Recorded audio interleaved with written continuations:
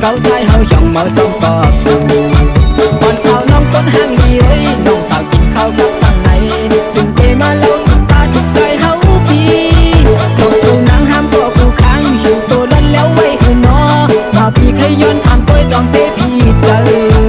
สั่งว่าใจเฮาย้อนหักนางจ้องเตพร้อมใจเฮาเลยคือบ่าวพี่เคยย้อนบอกลาดว่าเฮาหักสู่เป็นลูกยิงเธอเป็นสาวเร่งมึงที่เลย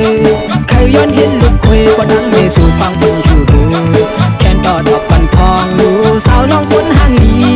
ที่ย้อนหักน้องเป็นคนก็ต้องเจอ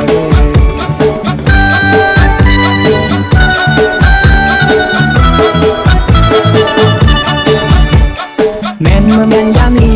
ปีเลยกบเนื้อน้องสาวเมื่อยามใจไหลหันหายุ่งห่างเล่าลีอ่อนสูน้องอ่อนสาวยุ่มมาเนนามุนแก้มคองชอบเก่าใจเฮาย่องเราต้องกอบสู่อ่อนสาวน้องต้นห้างดีเอ้ยน้องสาวกินข้าวกับสั่งไหนจึงเกมาเล่าทุกตาทุกเจอเฮาปีต้องสู่นางห้ามก็คู่ค้างอยู่โตล้นแล้วไว้คืนนอเป่าปีเคยย้อนทางตัวต้องเตะพี่เจอสั่งว่าใจเฮาย้อนหักนางต้องเตะพร้อมใจเฮาเลยเป่าปีเคยย้อนบอกลาว่าเฮาหักสู่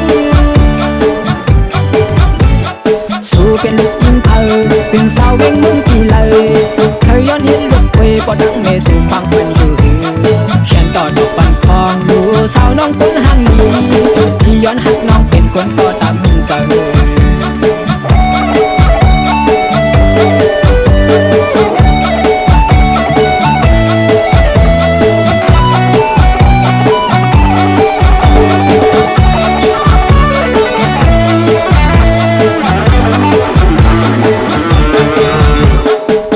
เมื่อเมียนยามดี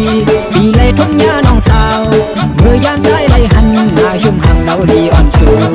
ของน้องอ่อนสาวชุ่มมาเนนามุนแก้มคองชอบเก่าใจเฮาย่องเมาจ้องกอบสู่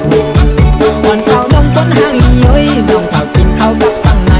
จึงเกมาเล่าทุกตาทุกเจอเฮาปีต้องสู่นางห้ามก็คู่ค้างอยู่โตล้นแล้วไว้หือนอเมาปีเคยย้อนทำตัวจ้องเตะพี่เจอสั่งว่าใจเฮาย้อนหักนางต้องเตะพร้อมใจเฮาเลยคือเมาพี่เคยย้อนบอกลาดว่าเฮาหักสู่เป็นลูกยิงเธอ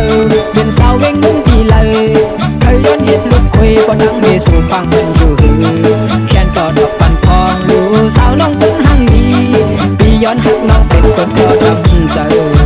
วันสาวน้องต้นห่างดีเอ้ยน้องสาวกินข้าวกับสั่งไหนจึงเกมาเล่าทุกตาทุกเจอเฮาปี